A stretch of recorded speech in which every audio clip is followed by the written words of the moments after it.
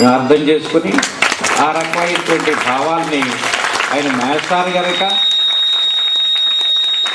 పిల్లల్ని అక్షరాలుగా భావించి మీకందరికీ చక్కని కవితను వినిపించడానికి ఇప్పుడు భగవాన్ గారు లేచి నిలబడుతున్నారు. రండి భగవాన్ గారు ఈ కవితా లోకంలో ప్రవేశించారు.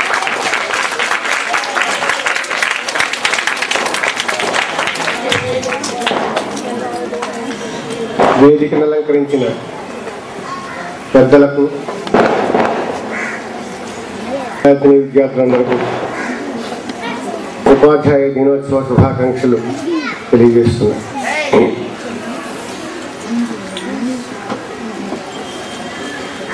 మీ చంద్రదేవ్ గారు సూర్యమిత్రుడు, మీ సూర్యమిత్ర చంద్రదేవ్ గారు నన్ను వక్త అన్నారు. నిజానికి నాకు ఉపన్యాసం ఇచ్చే అలవాటు లేదు. రోజుల్లో పిల్లలకి ఉపన్యాసాలు చెప్తుంటాను. నీతి సూక్తులు ఇలా ఉండండి రా, అలా చదవండి రా, ఇలా చదవండి అని సూక్తులు ఉపన్యాసాలు అవన్నీ అక్కడ చెబుతూ ఉంటాను. కానీ ఇక్కడ మీ దగ్గరికి నేను అందుకు రాలేదు. నేను రాసిన కొన్ని కవితలు మీ దృష్టికి తీసుకురావడం కోసం ఇక్కడికి మీ చంద్రదేవ్ గారు రమ్మంటే మరి ఆహ్వానం మీద నాకు ఇష్టం లేదు. అయినా ఇలాంటి సభలు అయినా సరే మీ పిల్లల గురించి, మీ గురించి ఒకసారి నా కవిత్వం ఒకసారి మళ్ళీ నా కవిత్వం నేను కూడా మళ్ళీ ఒకసారి పాత కవిత్వం ఎప్పుడో రాస్తాను కదా, ఇప్పుడు 10 ఏళ్ల క్రితం 15 ఏళ్ల క్రితం రాసిన కవిత్వం ఉంటాయి. మళ్ళీ ఒకసారి ఈ రూపైనా మళ్ళీ నా కవిత్వాన్ని నేను మళ్ళీ ఒకసారి చదువుకున్నట్టు ఉంటుందనే ఉద్దేశం మీద ఇక్కడికి రావడం జరిగింది. చెప్పారు మీరు కొన్ని కవితలు క్లాసుల్లో వినిపిస్తూ ఉండుంటారు సార్ అని చెప్పి కవిత్వం అంటే ఏమిటో మీకు పాట కొంచెం అర్థమవుతుంది. అందుచేత మీరు నిశ్శబ్దంగా ఉండి నేను చదివే ఈ 4-5 కవితలు కూడా వింటారని ఆశిస్తున్నాను. ఇదివరకు అంటే మా చిన్నప్పుడు మేము పట్టణంలో అక్కడ చదువుకుంటూ ఉంటే సెలవులు ఇవ్వగానే అమ్మమ్మ గారి ఊరు వెళ్తూ ఉండేవాళ్ళం.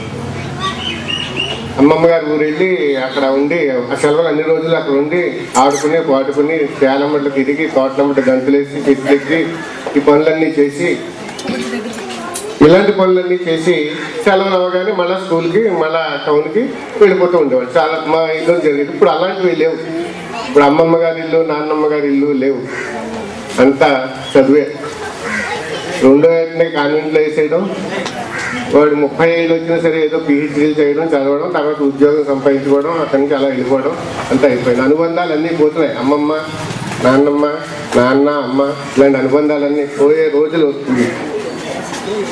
దానికి సంబంధించి ఒక కవిత అంటే ఒక కుర్రాడు, ఒక చిన్నపిల్లాడు అమ్మమ్మ గారు ఇంటికి వెళ్ళి ఏమనుకుంటున్నాడు, తను ఏమనుకుంటున్నాడు, అబ్బాయి ఏమనుకుంటున్నాడు, అది కవిత. జాగ్రత్తగా వినండి.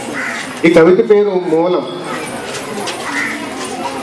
మునిపంటితో వడ్లగింజ కవచాన్ని వలవనేలేదు, మునిపంటితో వడ్లగింజ కవచాన్ని వలవనేలేదు, నీళ్ల ఇంజను గొట్టంధారలో నగ్నంగా స్నానించనేలేదు, కొబ్బరాకుల బూర చొంగ కారుస్తూ ఊదనేలేదు, ముంజికాయల బండి తిప్పనే లేదు, తేనె పట్టును రాయితో కొట్టి పరిగెత్తనే లేదు, కోకిలతో గొంతు కలిపి కూయనే లేదు, బల్లకట్టు నటు నీటు గెడవేసి గెంటనే లేదు, వెన్నెల రాత్రి కలలో రాజకుమారుడి కత్తాట చూడనే లేదు, నాన్న గీసిన 10 రోజుల సరిహద్దు రేఖ చెప్పకుండానే దాటిపోయింది. ఈ ఏటికి జూన్ 12 రాకుండా ఉంటే ఎంత బాగుంటుంది. జూన్ 12 అంటే ఏంటి? స్కూల్ వచ్చేసారు. నాన్న గీసిన 10 రోజుల సరిహద్దు రేఖ చెప్పకుండానే దాటిపోయింది. ఈ ఏటికి జూన్ 12 రాకుంటే ఎంత బాగుంటుంది. అక్కడేముంది? దినపత్రికల్లో, టీవీ ఛానళ్ల పట్టికలు చూడడాలు, అశోకుడు నాటిన చెట్ల నీడల్లో పాఠాలు బట్టి పట్టడాలు, హైడ్రోజన్ సల్ఫైడ్ కుళ్ళు కంపులు పీల్చడాలు, పిక్కలపై సాక్సు ఆనవాళ్ల భరించడాలు, ఇక్కడో మరి నాయనమ్మ ఒడిలో తలపెట్టుకొని ఆమె చెప్పే జీవిత గాథల లోతుల్లోకి ప్రవహించినప్పుడు కొన్ని కోట్ల పుటల మానవ జీవిత పుస్తకంలో ఒకానొక పేజీలో ఒక మారుమూల పదమే నా స్థానమని తేలిపోతుంది. తాతయ్యతో కలిసి పొలంలో నడుము వచ్చినప్పుడు మనిషికి మట్టికి నడుమ కదిలే జీవ కణాల పొటెన్షియల్ విలువలు అర్థమైపోతాయి. పొటెన్షియల్ అంటే 10th క్లాస్ వాళ్ళకి బాగా తెలుస్తుంది. జీవ కణాల పొటెన్షియల్ విలువలు అర్థమైపోతాయి. ఇక్కడి సూర్యోదయానికి నారింజ రంగు అందాలు, అక్కడి సూర్యోదయానికి పరిశ్రమల కాలుష్య పరటాలు. ఇక్కడ వాన కురిస్తే పచ్చని తివాచీలు పొడుచుకుంటాయి, అక్కడ వాన కురిస్తే సూదుల రాళ్లు గుచ్చుకుంటాయి. అక్కడి పూలకు సోయగాలు, ఇక్కడి పూలకు సువాసనలు కూడా. ఇది పల్లెటూరికి పట్టణానికి తేడా. నీళ్ల బిందె మోస్తూ నాయనమ్మ తూలిపడినప్పుడు తాతయ్య కళ్ళల్లోని ఆందోళన నాన్న ముఖంలో ఎప్పుడూ కనిపించనే లేదు. జ్వరం వచ్చి తాతయ్య మూలుగుతున్నప్పుడు నాయనమ్మ ముఖంలోని ఆదుర్త అమ్మ కళ్ళల్లో ఏనాడు చూడనే లేదు. ఏరా వెధవ బుద్ధుందా అంటాడు నాన్న, ఒరేయ్ కన్నా ముద్దీరా అంటాడు తాతయ్య. ఇక్కడ ఇల్లు మమతల సారం, అక్కడ ఇల్లు యంత్రాగారం. విరగపండిన చేలో నిలబడి మీసం మెలేస్తున్న తాతయ్యలో ఆకలి దెయ్యాల్ని తరిమే ప్రజావీరుడు అభయమిస్తాడు.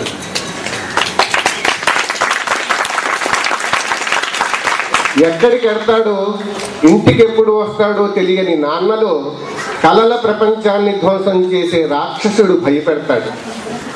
బ్యాంకు బ్యాలెన్స్ కొమ్ములకు రంగులద్దుకుంటున్న నాన్నను చూసినప్పుడు పొడుచుకొచ్చిన ప్రశ్నలకు కొమ్మలు వంచి కోసిన కాయలు నలుగురికి పంచుతున్న తాతయ్యను చూసినప్పుడు జవాబులు దొరుకుతాయి. నాన్నకు అమ్మకు నేను ఒక డాక్టర్ని లేదా ఇంజనీర్ని, కొడుకుని కాను. ఇక ఖచ్చితంగా వాళ్ళకు చెప్పేయాలి, రైతు నవ్వుతానని. ఇప్పటి ప్రశ్న అమ్మా నాన్న కావాలా, నాయనమ్మ తాతయ్య కావాలా అని కాదు. నాయనమ్మ లాంటి అమ్మ కావాలి, తాతయ్య లాంటి నాన్న కావాలి, పల్లె లాంటి పట్టణం కావాలి. అది ఆ కవితల్లో మూలాల్లోకి వెళ్ళిపోతున్నారు. మూలాలు ఎక్కడున్నాయండి? మన మూలాలు అంటే పల్లెటూళ్ళలో ఉన్నాయి. మరి మన తల్లిదండ్రుల మూలాలు అమ్మమ్మ నాయనమ్మల ఇంట్లో ఉన్నాయి. మరి తండ్రి ఎంతసేపు ఏంటంటే కొడుకు ప్రయోజనం కావాలి, ఇంత డబ్బు ఖర్చు పెడుతున్నాం, మరి వాడు సరిగ్గా చదువుతున్నాడో లేదో, మరి ట్యూషన్ ఎక్కడుతున్నాడో, స్కూల్ ఎక్కడుతున్నాడో, ఫీజులు సక్రమంగా కడుతున్నాడో లేదో, ఈ ఆలోచనలు ఎంతసేపు ఏంటంటే ఇంజనీర్ డాక్టర్ అయిపోవాలి. అంటే ఈ పోటీ ప్రపంచంలో ఇది ఈ ప్రేమ అనేటువంటి తగ్గిపోతూ ఉంది. ఈయన అన్నారు పిక్కల మీద, కాళ్ళ పిక్కల మీద సాక్సులు ముద్రలు పడతాయని చెప్పి. అలాగే ఈ పిల్లలు కూడా టైలు కట్టి ఇవన్నీ కట్టి రిక్షాలో కుదేస్తూ ఉంటే ఏదో మూటను అలా పెట్టినట్టుగానే మనం ఫీల్ అవుతూ ఉంటాం.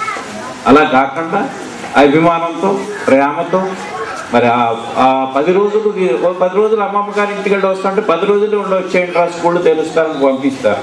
ఆ 10 రోజులు ఎంత అందంగా గడిచిపోతాయో.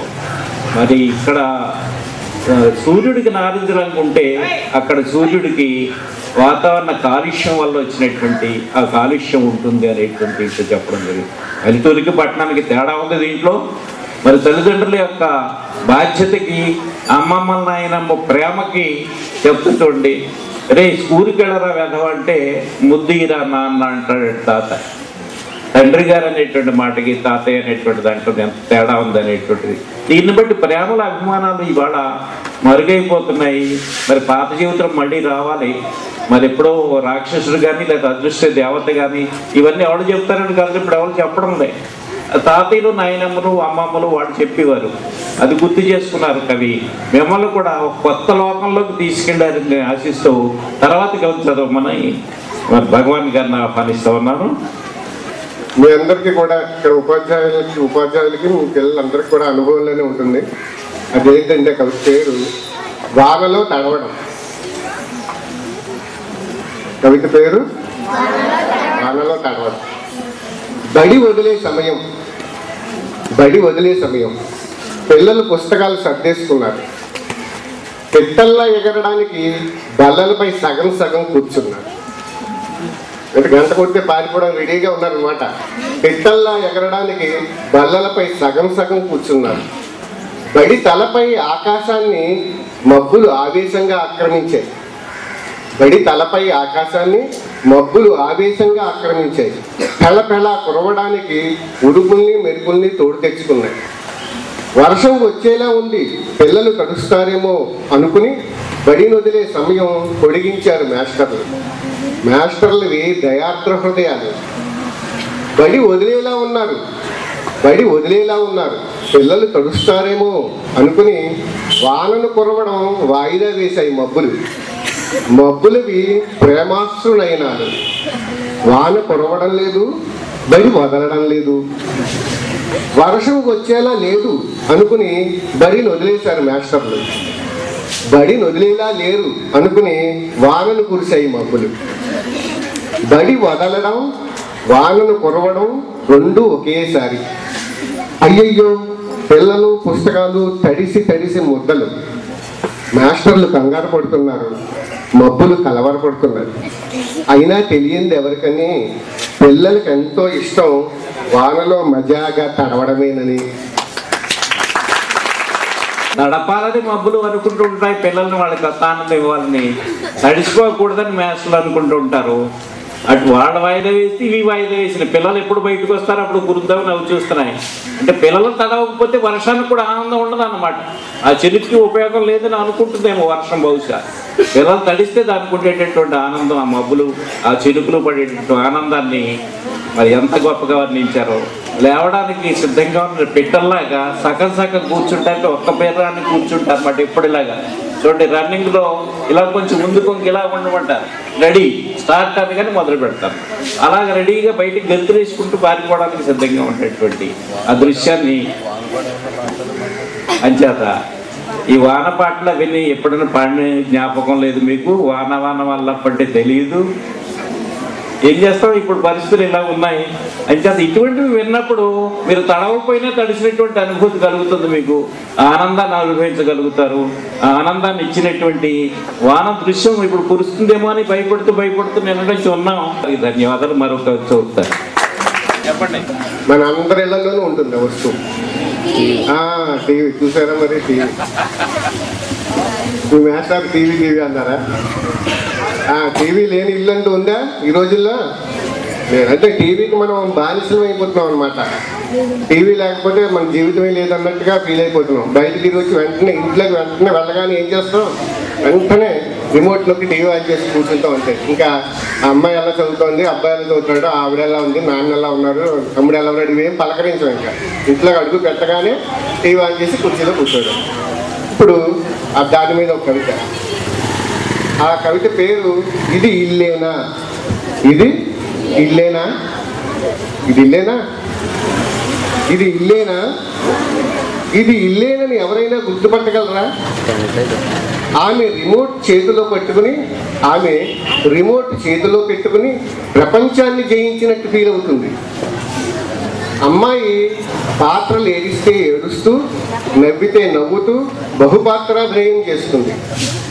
మాస్టర్కి నమస్కారం అయినా పెట్టని అబ్బాయి టీవీ ముందు సాష్టాంగ ప్రణామం చేస్తాడు. ఒక్కపెట్టి ఏడ్చే పసివాడు కూడా టీవీ శబ్దం విని నోట్లో వేలేసుకుంటాడు. ఇంటికి వచ్చిన అతిథికి సైతం కంచంలో కార్యక్రమాలే వడ్డించబడతాయి.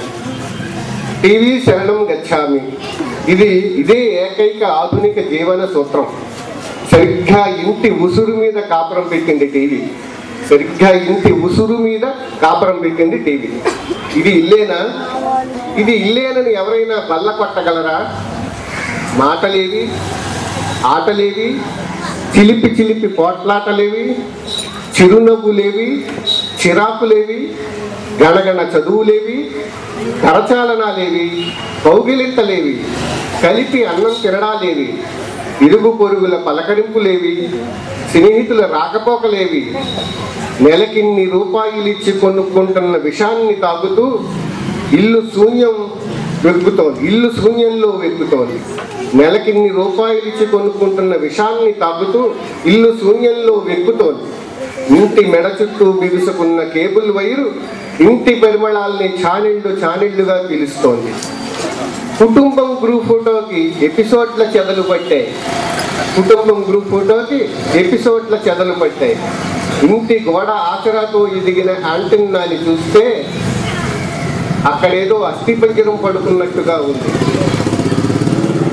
పగిలిపోతున్న మానవ అనుబంధాల కవచాల గురించి ఈ ఇంటికి ఎవరు జ్ఞానబోధ చేస్తారు? కోల్పోతున్న వారసత్వ సంపదల గురించి ఈ ఇంటికి ఎవరు అనుభవ పాఠం చెబుతారు? ఇది ఇల్లేనని ఎవరైనా పసిగట్టగలరా? పచ్చదనం ధ్వంసమయ్యాక చెట్టేనా?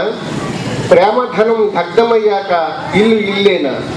ఈ ఎలక్ట్రానిక్ దృశ్య తరంగ మాయాజాలంలో చిక్కి ఇంటిని పోగొట్టుకున్న మనిషిని పోగొట్టుకున్న ఇల్లు సమాజం మెడలో పుర్రెల దండలు కాక మరేమవుతాయి? గాజు చిమ్ని తొడిగి దీపాన్ని కాపాడినట్టు ఈ ఇంటిని ఎవరు కాపాడుతారు? ఇక ఈ కాలుష్యానికి ఏ గొడుగు తెరుచుకోదు. ఇక ఈ మాలిన్యాన్ని ఏ అడుగు దాటిపోదు.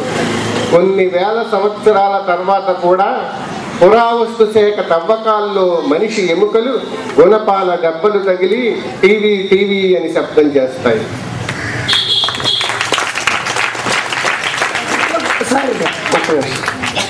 గుర్తొచ్చిందా ఇక్కడ వినిపించాను? జీవన సూత్రం ఇది. ఇల్లు సంబంధాలు రూపాయలు ఇచ్చి కొనుక్కుంటున్న విషాన్ని తాగుతూ ఇల్లు శూన్యంలో వెక్కుతున్నప్పుడు పెట్టమంటుంది. ఆ అబ్బాయి ఏమో ఏదో స్పోర్ట్స్ ఛానల్ పెట్టమంటాడు, ఆవిడేమో సీరియల్ పోతుందండి, సీరియల్ పెట్టండి, ఇవన్నీ వద్దంటుంది. ఇవన్నీ ఛానళ్ళ తెగన్నమాట. ఎపిసోడ్ అంటే ఒక ఎపిసోడ్ అక్కడ చూస్తారు, నెక్స్ట్ ఎపిసోడ్లో ఏమవుతుందో ఎపిసోడ్ అయిపోయిన తర్వాత కూడా మళ్ళీ బొమ్మ దాంట్లో బ్లాక్లో వేసి రేపు జరగబోయేది కొంచెం ఇస్తారు. అది చూస్తే తప్ప అప్పుడు కానీ ఆఫ్ చేయరు. అసలు విజిట్ వేసాలు వెళ్ళిన దగ్గర నుంచి ఈ సీరియల్స్ గురించి ఆవిడ బెంగ, అయ్యో ఏమైపోతుందో, ఆ పాత్ర ఏమైపోతుందో, ఆ ఎపిసోడ్ ఏమవుతుందో, తర్వాత ఏం జరిగిందో, కొంప మునిగిపోతుంది, నేను ఇక్కడికి వచ్చి ఇదంతా కోల్పోయానని చెప్పేసి బాధపడుతూ 6 మాసాలు ఆగలేక 3 మాసాల్లోనే వెనక్కి వచ్చేసింది. వెంటనే రాగానే మన భగవాన్ గారు చెప్పినట్టుగా నువ్వు ఇంట్లోకి రాగానే మొట్టమొదటి టీవీ ఆన్ చేసి ఆ ఛానల్ పెట్టింది. పెడితే 3 మాసాల ముందు అమెరికా వెళ్ళక ముందు ఎక్కడుందో సీరియల్ అక్కడే ఉందట. అమ్మ నాకేం బాధ లేదు, సీరియల్ నేనేం ఎపిసోడ్ మిస్ అవ్వలేదని చెప్పింది. ఆవిడ చాలా సంతోషించింది. ఈ కథలు చదువుతుంటే సంవత్సరాలు నడుస్తూ ఉంటాయి. అవి ఆ టీవీకి ఏమో 120 రూపాయల పిచ్చి మనం విషం పోస్తూ ఉంటే అదేమో మనకి కాటేస్తూ ఉంది అనమాట. అంచేతలు ఏంటంటే ఈ టీవీ కూడా ఆ పుర్రులు వేల సంవత్సరాల తర్వాత తగ్గితే కనిపించింది. ఏంటంటే పుర్రులు కూడా అది దెబ్బతిని గొప్ప టీవీ అంటే చనిపోయిన వదలదన్నమాట ఇబ్బంది. అద్భుతమైనటువంటి కవిత చదివిన భగవాన్ గారిని అభినందిస్తూ తర్వాత కవిత. గోపాల్ అని ఒక మాస్టర్ ఉన్నారు, ఇంగ్లీష్ మాస్టర్. ఒకసారి ఎందుకో నేను ఆయన ఇంటికి వెళ్ళే పని పెట్టింది. ఒకసారి ఆ దారిలో వెళ్తుంటే కేకేశ్వర మాస్టర్ రండి మా ఇంటికి వస్తారు రండి అంటే ఇంటికి వెళ్ళాను. ఇంటికి వెళ్తే ఆయన ఇంటి చుట్టూరా బోల్డ్ అన్ని రకరకాల మొక్కలు ఉన్నాయి. ఆ మొక్కల్ని చూపిస్తూ ఆయన ఇది మొక్క, ఇది కరివేపాకు మొక్క అండి, గులాబీ మొక్క ఎలా ఉందో నాకు తెలియకుండా ఉంటుందా, తులసి మొక్క ఎలా ఉందో నాకు తెలియకుండా. కానీ మనకు తెలియని మొక్కలు కూడా ఉన్నాయి, రకరకాల మొక్కలు, యాపిల్ మొక్కలు, తర్వాత ద్రాక్ష పాదులు, ఇలాంటివన్నీ కూడా ఉన్నాయి. ఆ ద్రాక్ష పాదుని యాపిల్ మొక్కని చూపిస్తూ ఇది తులసి మొక్క అండి అని చూపించి కొంచెం ఆనందపడిపోయేవాడు, విపరీతమైన ఆనందపడేవాడు. ఆ మొక్కలంటే ఆయనకి అంత ప్రేమ అన్నమాట. ఆ మొక్కలంటే అతను మొక్కల గురించి నాతో చెబుతూ అతను పొందుతున్నటువంటి ఆనందాన్ని చూసి అతని గురించి రాసిన, ఆ మాస్టర్ గురించి రాసిన కవిత ఇది. ఆలాపన. అతడి పేరు మొక్క, ఇంటి పేరు ఆకుపచ్చ. అతడి పేరు మొక్క, ఇంటి పేరు ఆకుపచ్చ అని అంటూ ఉంటారు అందరూ. అతడు తన పెరటి మొక్కల నడుమ ఆకుపచ్చతనాన్ని ఆస్వాదిస్తూ చేతులు కట్టుకు నిలుచున్నప్పుడు అంతెత్తు మొక్కలు కొమ్మల్ని వంచి ముగ్గిన ఆకుల అక్షితలు చల్లి అతడిని ఆశీర్వదిస్తాయి. అతడు తన పెరటి మొక్కల నడుమ హరివిల్లులా వంగుని ప్రేమారా మొక్కలకు దాహం తీర్చుతున్నప్పుడు మొక్కలన్నీ పుష్ప దరహాస వీచికలతో అతన్ని మెత్తగా హత్తుకుంటాయి. మొక్కలు ఏపుగా ఎదుగుతున్న క్రమాన్ని జానా బెత్తల కొలతల లెక్కలు తీస్తూ అతడు తన పెరటి మొక్కల నడుమ అటు ఇటు సంచరిస్తున్నప్పుడు మొక్కలు ఏపుగా కంగారుగా కదులుతున్న చిన్ని చిన్ని పికీలికాలు అతడిని ఒక ఆకుపచ్చ దేవుడిలా కీర్తిస్తాయి. అందుకే కాబోలు అతని పేరు మొక్క, ఇంటి పేరు ఆకుపచ్చ అని అంటూ ఉంటారు ఊరంతా. పొద్దున్నే నిద్ర లేవగానే మీరైతే ఏం చూస్తారు? పొద్దున్నే నిద్ర లేవగానే మీరైతే ఏం చూస్తారు? చూస్తే గోడకు వేలాడి ఏ దేవుడి పటాన్నో, లేదంటే వంటింట్లో కాఫీ కలుపుతున్న అమ్మనో, కాకుంటే ఆలినో అమ్మాయినో. మరి అక్కడేం చూస్తాడు? తన ఇంటి పెరటి నల్లటి జీవనేలలో గుబురులుగా వెలసిన అందాల ఆకుపచ్చ దేవతలను. తన ఇంటి పెరటి నల్లటి జీవనేలలో గుబురులుగా వెలసిన అందాల ఆకుపచ్చ దేవతలను. చిటారు కొమ్మల చిగురు చిన్నారుల గాలి ఉయ్యాలల చిలిపి సయ్యాటలను. రంగుల రాజ్యపు సుందర రమణులు జాగ్రత్త అర్థం చేసుకోండి. రంగుల రాజ్యపు సుందర రమణులు పుష్పకాంతల చుట్టూరా ప్రణయ లోకాధినేత పెదవుల చిరునవ్వుల పుట్టిన రంగు రెక్కల సీతాకోక చిలుకల సమ్మోహ మోహ విహారాలను. పొద్దున్న ఏం చూస్తారనమాట? రంగుల రాజ్యపు సుందర రమణులు పుష్పకాంతల చుట్టూరా ప్రణయ లోకాధినేత పెదవుల చిరునవ్వుల పుట్టిన రంగుల రెక్కల సీతాకోక చిలుకల సమ్మోహ మోహ విహారాలను. ఎవరైనా అతడి ఇంటికి ఎప్పుడైనా వెళితే చాలు, పేరున తన పెరటి మొక్కల తీరులు ముద్దుగా మనకు పరిచయం చేస్తూ హరిత సౌరభాల పుప్పొడి చినుకులు మన చుట్టూ చల్లుతాడు. మొక్కలు మనుషులు వేరువేరు కాదని, ఈ మనుషులందరూ గత జన్మల్లో మొక్కలేనని, ఈ మొక్కలన్నీ రాబో తరాల్లో మనుషులుగా జన్మిస్తాయని ఆజన్మ బాంధవ్యాల ఆకుపచ్చ కావ్యాల పుటలు ఒక్కసారిగా తెలుస్తాడు. మొక్కలు మనుషులు వేరువేరు కాదని, ఈ మనుషులందరూ గత జన్మల్లో మొక్కలేనని, ఈ మొక్కలన్నీ రాబో తరాల్లో మనుషులుగా జన్మిస్తాయని ఆజన్మ బాంధవ్యాల ఆకుపచ్చ కావ్యాల పుటలు ఒక్కసారిగా తెలుస్తాడు. మొక్కలను ఏరి కోరి ఎక్కడి నుంచి ఎలా తెచ్చింది, తన పెరటి నేలలో వాటిని ఎప్పుడు ఎలా నాటింది, ప్రేమ లాల పోసి వాటిని ఎలా పెంచి పోషించింది, కథలుగా తేనెలొలికేట్లు ప్రాథమిక పాఠశాల మేస్టార్ల మనకు పాఠాలు బోధిస్తాడు. ఎప్పుడైనా అతడి ఇంటికి ఎందుకైనా వెడితే మీరు అతడి కన్నుల కాంతులు పరికించండి. మొక్క కౌగిలించుకునే దృశ్యాలు మనకు వరాలవుతాయి. అతడి గుండె చప్పుడు గమనించండి. మొక్క సంభాషించుకునే సంగతులు సీతారాములు దీవిస్తూ కనిపించినట్టు అతడు తన గొంతును మొగ్గులా విచ్చుకోగానే మొక్కల ఆకుపచ్చ చరిత్రలు మనకు రక్షరేఖలు పెడుతూ వినిపిస్తాయి. అతడి ఇంటి చుట్టూ మొక్కల నడుమ అతని ఇల్లా చెప్పడం అంత సులువు కాదు. అతని ఇంటి చుట్టూ మొక్కల నడుమ అతని ఇల్లా చెప్పడం అంత సులువు కాదు. అతని పెరట్లో ఎన్ని మొక్కలున్నాయో అన్ని అతనులుగా అతనక్కడ సాక్షాత్కరిస్తున్నప్పుడు, అతని పెరట్లో ఎన్ని మొక్కలున్నాయో అన్ని అతనులుగా అతనక్కడ సాక్షాత్కరిస్తున్నప్పుడు మొక్కల్ని అతన్ని విడదీసి విడివిడిగా నిలపడం అంత సాధ్యం కాదు. మొక్కల్ని తన పెరట్లో పాతుతున్నప్పుడు, మొక్కలు కొన్ని నలుగురికి పంచుతున్నప్పుడు పిట్టల వాలిన చెట్టు కొమ్మల్లా తలెత్తుకునే హరితవర్ణ భరిత చిరుతుడైన అతడు మొక్కల పాలికి కార్బన్ డైఆక్సైడ్, మనకేమో ఆక్సిజన్. అతని మొక్కలు నా హృదయాంతరాలకు పరిచయమైన రోజు నుంచి ఇప్పుడు నా కవితల నిండా ఆకుపచ్చ మొలకలు, సీతాకోక చిలకలు చిలకలు ఇవన్నీ కనిపిస్తున్నాయంట. బహుశా హెడ్ మాస్టర్ అయిన తర్వాత రాస్తుంటారు ఆకుపచ్చ కాలం ఆయన చేతికి వచ్చిన తర్వాత ఎంత ఆనందంగా ఈ మొక్కలన్నీ ఒకప్పుడు మనుషులేనని భవిష్యత్ తరంలో ఈ మొక్కలన్నీ మనుషులుగా పుడతారని ఒక ఆశని ఈయన వెలుగుచ్చారు. దానివల్ల ఏం జరుగుతుంది, ప్రతి మనిషిలో పచ్చదనం ఉంటుంది.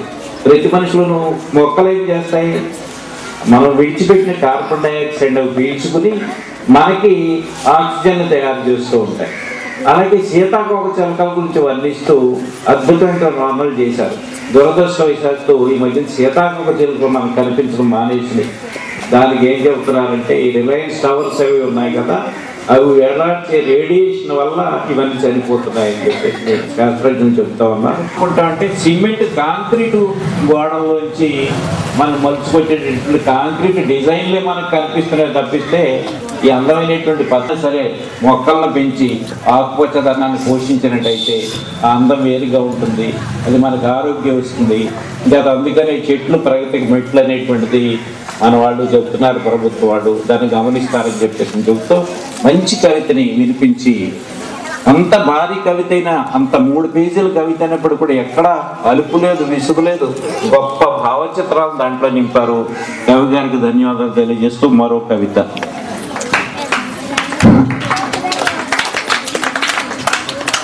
గోదావరి జ్ఞాపకం వస్తే కవిత ఆయన చదువుతారు. అసలు ఏదైనా జ్ఞాపకం వస్తే అన్న దాని గురించి నేను ఒక మాట చెప్తాం అనుకున్నాను. పిల్లలు ఎవరైనా సరే ఒకదాన్ని ఒకటి ఇంటర్లింక్ చేసుకుంటూ అనేక విషయాలను గుర్తు తెచ్చుకోవాలి. గోదావరిని కేవలం గోదావరిలాగే చూసి ఒక ప్రాజెక్టులా మాత్రమే చూసి, ఒక మొక్కని మొక్కలా మాత్రమే చూసి ఇది మొక్క అని అనుకుని, వీడి సురేష్ అని అనుకుని, ఈయన లెక్కల మాస్టారు, ఈయన సైన్స్ మాస్టారు, ఇది చెంబు అది ఇటుక అలా మాత్రమే అనుకుని విజ్ఞానానికి మీరు పరిధి విధించుకుంటూ ఉంటారు. ప్రతి దాంట్లోనూ కూడా పూర్వాపరాలు అనేక సంగతులు ఇమిడి ఉంటాయి. సార్ చదువుతారు ఇప్పుడు ఈ కవిత. గోదావరి జ్ఞాపకం వస్తే ఇంకా ఏమిటేమిటి జ్ఞాపకం వస్తాయో. మీ జీవితానికి ఇది చాలా మార్చుకోవడానికి చాలా ఉపయోగపడుతుంది. దేన్నైనా అనుకుని ఇంకా ఏమిటేమిటి గుర్తు తెచ్చుకోవాలో తెలియచెప్పే కవిత. ఏది గుర్తొచ్చినా దాన్ని ఆనుకుని ఉన్న అన్ని విషయాలను గుర్తు తెచ్చుకోవాలి అని మీకు ఒక విజ్ఞానాన్ని అందించే కవిత అది.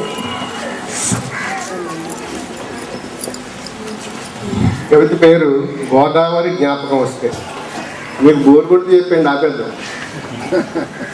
కవిత ఎక్కువైపోయి ఇన్ని కవిత బోర్ కొడుతుందా? బోర్ కొట్టి చెప్తున్నా ఆపేద్దాం.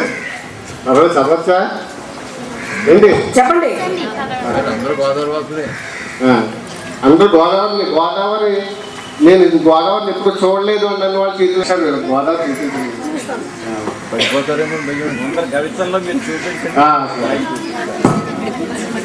గోదావరి జ్ఞాపకం వస్తే పడవ జ్ఞాపకం వస్తుంది. గోదావరి జ్ఞాపకం వస్తాయి. గోదావరి జ్ఞాపకం వస్తే వరద జ్ఞాపకం వస్తుంది. వరదతో పాటు తుఫాన్లు ఉప్పెన్లు జ్ఞాపకం వస్తాయి.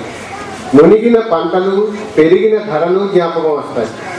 గోదావరి జ్ఞాపకం వస్తే వంతెన జ్ఞాపకం వస్తుంది. వంతెన నుంచి దూకే బస్సులు జ్ఞాపకం వస్తాయి. మనుషుల్ని కోల్పోయిన కుటుంబాల రోదనలు జ్ఞాపకం వస్తాయి. గోదావరి జ్ఞాపకం వస్తే కాలువ జ్ఞాపకం వస్తుంది. కాలువ వెంబడి కట్టుకున్న ఇళ్ళు జ్ఞాపకం వస్తాయి. మధ్య తరగతి ఆశల పేకమేడలు జ్ఞాపకం వస్తాయి. గోదావరి జ్ఞాపకం వస్తే అడవి జ్ఞాపకం వస్తుంది. అడవే అమ్మైన గిరిజన ఖండాలు జ్ఞాపకం వస్తాయి. దోపిడికి బలవుతున్న అమాయకత్వాలు జ్ఞాపకం వస్తాయి. గోదావరి జ్ఞాపకం వస్తే వరిచేను జ్ఞాపకం వస్తుంది. వరిచేలను పొదుగుకున్న పల్లెలు జ్ఞాపకం వస్తాయి. కులాలుగా పార్టీలుగా ముక్కలైన అజ్ఞానాలు జ్ఞాపకం వస్తాయి. గోదావరి జ్ఞాపకం వస్తే తీరం జ్ఞాపకం వస్తుంది. తీరం వెంట వెలిసిన పరిశ్రమలు జ్ఞాపకం వస్తాయి. నింగిని నేలను నేల పచ్చను కబలించే కాలుష్యాలు జ్ఞాపకం వస్తాయి. గోదావరి జ్ఞాపకం వస్తే నగరం జ్ఞాపకం వస్తుంది.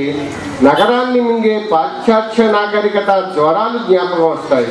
అనాథ ఆశ్రమాలు, ఓల్డేజ్ హోములు జ్ఞాపకం వస్తాయి.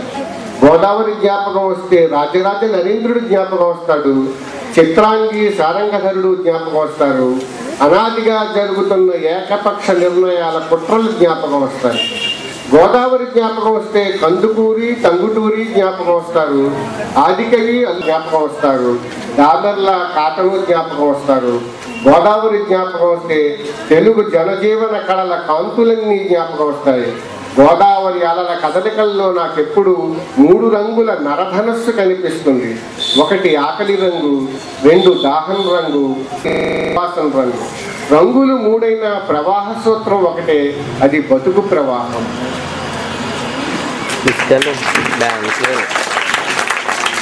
బాగుందండి. ఈ గోదావరి మీరు చూసినట్లయితే పడవలను మీరు చూడడం తక్కువేమో. ఆ పడవల నుంచి వలర వీసిన మృత్యువులు ఉన్నారు. వాటి వేటి పాలిన మృత్యువులవి, చేపల పాలిన మృత్యువులు అనమాట. చేపలు మనం తింటాం కదా, వలలు వేసి పడతారు.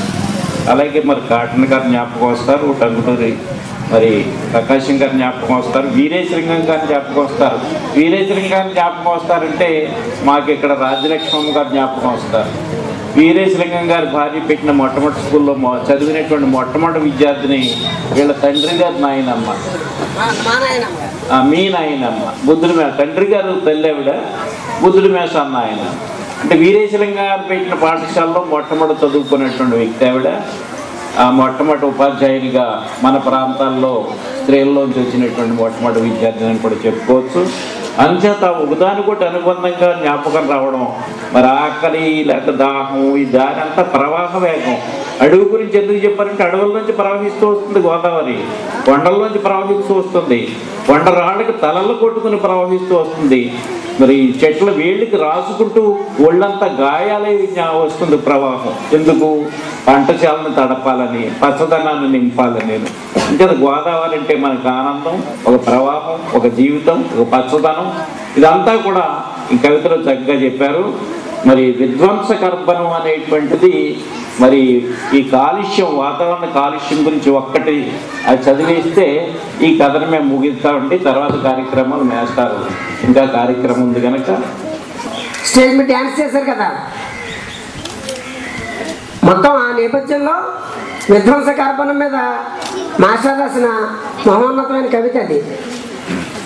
ఆ కవితతోటి ఈ కార్యక్రమాన్ని మనం ముగించి ఆ తర్వాత అతిథులకి సత్కారం చేసి ఆ తర్వాత మన టీచర్స్కి సత్కారం చేసే కార్యక్రమం కూడా ముగించి అప్పుడు మనం నిష్క్రమిస్తాం. ఇంకెంతో టైం పట్టదు మనకి, ఇంచుమించులో ఒక అరగంటలో మన కార్యక్రమం పూర్తవుతుంది. 8th, 9th, 10th వాళ్ళు కార్బన్ మనల్ని ఎలా, మన జీవితాన్ని ఎలా విధ్వంసం చేస్తుంది, పాడు చేస్తుంది చెప్పడం ఈ కవిత యొక్క ముఖ్య ఉద్దేశం. అంటే మన ఇంటికి విషం వస్తున్నట్టు లెక్క. మన ఇల్లు పాడు చేసే వస్తువు మన ఇంట్లోకి వస్తుంది, అది ఎవరు మనకి గమనించాం. ఇప్పుడు ప్లాస్టిక్, ఇప్పుడు మంచినీళ్ళు కూడా ప్లాస్టిక్ సీసాలతో తాగుతున్నాం, ఇంకా అన్నీ ప్లాస్టికే మనకి. ఇలాంటి ఈ వస్తువుల వల్ల వచ్చే నష్టం. ఇప్పుడు మాకు మా భీమవరం, పాలకొల్లు పట్టణాల్లో ప్లాస్టిక్ సంచులు నిషేధించారు. అంటే ఇప్పుడు బజార్కి వెళ్తే సంచులు ఎవరు మన ఇంటి దగ్గర సంచి పట్టుకెళ్ళవలసిందే. ప్రస్తుతం భీమవరం, పాలకొల్లు ఆ పట్టణాల్లో మన సంచులు పట్టుకెళ్ళి సరుకులు తెచ్చుకోవాలి. కొట్టుకెళ్తే ప్లాస్టిక్ సంచి ఇవ్వట్లేదు, మానేశారు. ఇస్తే పట్టుకుంటున్నారు, వాళ్ళకి ఫైన్లు వేస్తున్నారు. రోడ్డు మీద మనం సంచి దగ్గర వెళ్తుంటే మనల్ని కూడా ఆఫ్ చేసి 500 ఫైన్ వేస్తున్నాడు అక్కడ. అంచేత ఎవరు సంచులు వాడటం మానేశారు. సోయగాల మీద తనువు మనసు ఆరేసుకునే వాడికి ఎలా వివరించగలం? అది క్రమానుగత గరళమని. క్రమానుగత గరళం అంటే స్లో పాయిజన్ అనమాట. స్లో పాయిజన్ అంటే పాయిజన్ రోజు రోజుకి కొంచెం కొంచెం ఎక్కిస్తున్నాం అనుకోండి, అది మనిషి మెల్లిమెల్లిగా ఎప్పటికో చేస్తాడు. వాళ్ళ మీద తనువు మనసు ఆరేసుకునే వాడికి ఎలా వివరించగలం? అది క్రమానుగత గరళమని. ఆఫ్టర్ ఆల్ ప్లాస్టిక్ అనుకుంటే పొరపాటు. అంత ఆఫ్టర్ ఆల్ గాను అది భూగోళాన్ని చప్పరిస్తుంది. తెరడు వాకిలి తుడిచి పారేసిన పెంటపోగు ఎరువు అవుతుందని తెలుసు. పెరడు వాకిలి తుడిచి పారేసిన పెంటపోగు ఎరువు అవుతుందని తెలుసు. ప్లాస్టిక్ వస్తువుల చెలిమితో ఎరువు విషమవుతుందని తెలుసా? మంచు కొండల్లోకి విసిరిన, అడవుల్లో వదలిన, ఎడారుల్లో పూడ్చిన ప్లాస్టిక్ను చీమ కూడా పుట్టదు. నిర్లక్ష్యంగా విసిరి పారేసిన ప్లాస్టిక్ వస్తు సమూహాలు నేల పొరల నడుమ ఒక మృత్యు పొరను నిర్మిస్తాయి. ఇంత విశాలమైన నేల గర్భంలోకి మొక్క వేరు దిగదు, వాన నీరు ఇంకదు, చేలో నాగలి ప్లాస్టిక్ వస్తువు తగిలి ముందుకు నడవదు. డ్రైనేజీల్లో మురుగు పారక ఊరు తేటగా నవ్వదు. చెట్లు నేలకు బరువై, భూగర్భ జలాలు కరువై వలసకు పోయే చోటు ఏది కనపడదు. భూమిలో పాతుకున్న ప్లాస్టిక్ భూకంపం కన్నా భయంకరం, పగిలిన పరమాణువు కన్నా ప్రమాదకరం. ప్లాస్టిక్ వాడకం పెరిగిందంటే మనిషి ఆయుస్సు తరిగిందని అర్థం. విరిగిన, వాడి వన్నె తగ్గిన వ్యర్థ ప్లాస్టిక్ని కాల్చేస్తేనో, పొగలోంచి లేచిన కార్బన్ రాక్షసుడు ప్రకృతిని పలావులా తింటాడు. పొగసోకిన తల్లి గర్భంలోంచి పిల్లలు బట్టతలలతో పుడతారు. పొగచూరిన నేలకు నపుంసకత్వం వస్తుంది. మనిషి చేతిలో వేలాడుతున్న ప్లాస్టిక్ సంచి దానికి తీసుకుపోతున్న నిప్పుల కుండను గుర్తుకు తెస్తుంది. మానవ రసాత్ర జీవన సౌందర్య పరిమళాన్ని కలుషితం చేసే శక్తి దీనికి ధారపోసిన తప్పు మనిషిదే. ఆయన దీనికి చావులేని వరం ప్రసాదించిన మహాపాపం మనిషిదే. ఇప్పుడు ఎంత నెత్తి బాదుకుని విలపించినా లాభం లేదు. ప్లాస్టిక్ వాడకాన్ని నిషేధించో తక్షణ రక్షణ కర్తవ్యాన్ని తలకెత్తుకోవాల్సింది కూడా మనిషే. మన యొక్క జీవనాడిని నిద్రలేపే విధంగా చదివి వినిపించిన భగవాన్ గారికి మన క్రితం సంవత్సరం వార్షికోత్సవం సందర్భంగా క్రితం సంవత్సరాన్ని, ఇప్పుడు జరుగుతున్న సంవత్సరాన్ని 2010 సంవత్సరాన్ని బయోడైవర్సిటీ ఇయర్గా ఈఎన్ఓ ప్రకటించడం మీ అందరికీ తెలుసు. ఆ సందర్భంగా మనం బయోడైవర్సిటీని తెలియజేసే విధంగా మెమెంటోని మనం రూపొందించుకుని మన సంవత్సరం సైన్స్ ఎగ్జిబిషన్ నిర్వహించి ఈ మెమెంటోని వేదిక మీద ఉన్న పెద్దలందరికీ అందించడం జరిగింది. ఈ మెమెంటో తీసుకోవడానికి ఈ పర్యావరణ కవితావేత్త తప్పనిసరిగా అర్హుడని చెప్పి భావించి గతంలో జరిగిపోయిన ప్రోగ్రాంకి సంబంధించింది అయినప్పటికీ కూడా ఈ మెమెంటోకు ఉన్న విశిష్టతని పురస్కరించుకుని మొట్టమొదటిసారిగా వేదిక మీద భగవాన్ గారికి ఈ మెమెంటోని అందజేస్తున్నాం.